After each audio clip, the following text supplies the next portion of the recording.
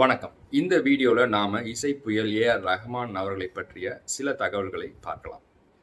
ரஹ்மான் அவர்கள் 30 வருடங்களுக்கு மேலாக அதே உத்வேகத்துடன் இன்னும் நம்மை தன் இசையால் மகிழ்வித்துக் கொண்டிருக்கும் ஒரு கர்வமில்லாத, தலைகனமில்லாத, பணிவான, அடக்கமான, அன்பான, நல்ல உள்ளம்.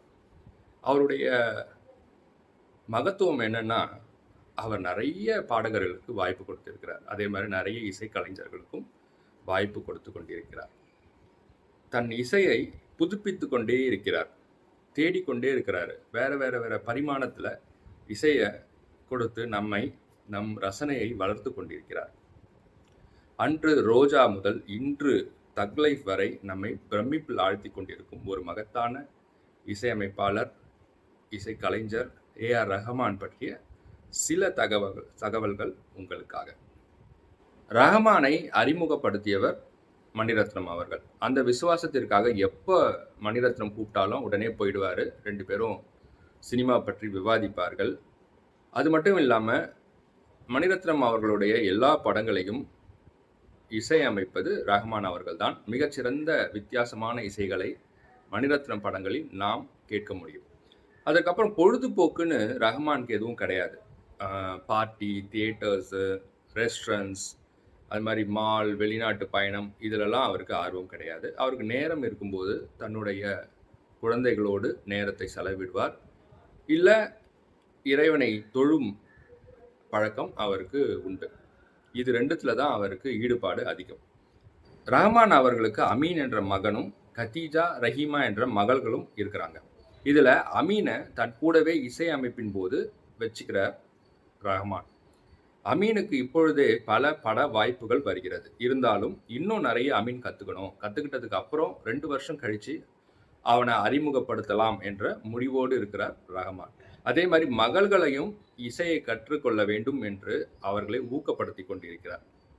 உணவை பொறுத்த வரைக்கும் மிக எளிமையாக சாப்பிடக்கூடியவர் ரஹ்மான்.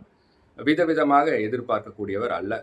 சில சமயங்கள் ரசம் சாதம் கூட அவருக்கு போதுமானதாக இருக்கும். அதை சாப்பிட்டுட்டு எழுந்துருவார். அதே மாதிரி நகைகள் மீது பற்று இல்லாதவர் ரஹ்மான். கை கடிகாரம் கூட அணிய மாட்டார். ஆனால் உடைகள் மட்டும் நேர்த்தியாக அணிய வேண்டும் என்று விரும்புவார். அவர் உடைகளை பார்ப்பதற்கென்றே ஒரு ரசிகர் கூட்டம் கூட உள்ளது என்று சொல்லலாம்.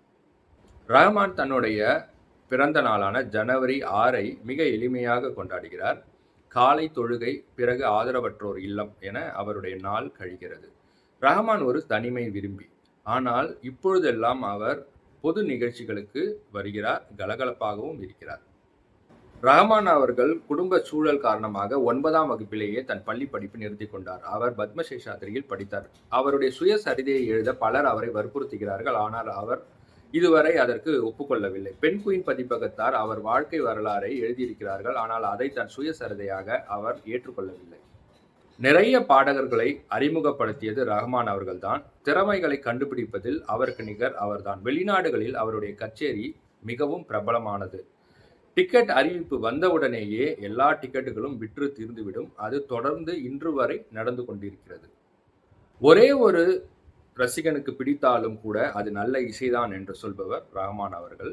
மற்ற இசையமைப்பாளர்களின் பாடல்களையும் விரும்பி கேட்பார். அவர்களை சந்திக்கும் போது தனக்கு பிடித்த பாடல்களை பற்றி அவர்களுடன் விவாதிப்பார். அவர்களை புகழ்வார். தனது தாயார் மீது மிகுந்த அன்பும் பக்தியும் கொண்டவர் ரஹ்மான் அவர்கள். ஹஜ் யாத்திரைக்கு 2 முறை தன் தாயார் கரீமா பேகத்தோடு போய் வந்திருக்கிறார் ரஹ்மான் அவர்கள். தர்கா வழிபாடும் அவருக்கு மிகவும் பிடிக்கும். ஆந்திராவின் கடப்பாவில் இருக்கும் அமீன் பீர் தர்காவிற்கு அடிக்கடி போவார். நண்பர்களுக்கும் அந்த தர்காவை பற்றி பரிந்துரைப்பார். நாகூர் தர்காவில் நடைபெறும் கந்தூரி விழாவில் எளிமையாக போய் பங்கேற்பார் நம்ம ரஹ்மான் அவர்கள். அஜ்மீர் தர்காவிலும் அவ்வப்போது அவரை பார்க்கலாம். இந்த தகவல்கள் எல்லாம் நீங்க இது வரைக்கும் கேட்டிருக்க மாட்டீங்கன்னு நான் நம்புறேன். இது மிகவும் சுவாரஸ்யமாகவும் இருந்திருக்கும் என்றும் நான் நம்புகிறேன். இந்த வீடியோ உங்களுக்கு பிடிச்சிருந்தா லைக் பண்ணுங்க, மற்றவங்களுக்கும் ஷேர் பண்ணுங்க. நன்றி, வணக்கம்.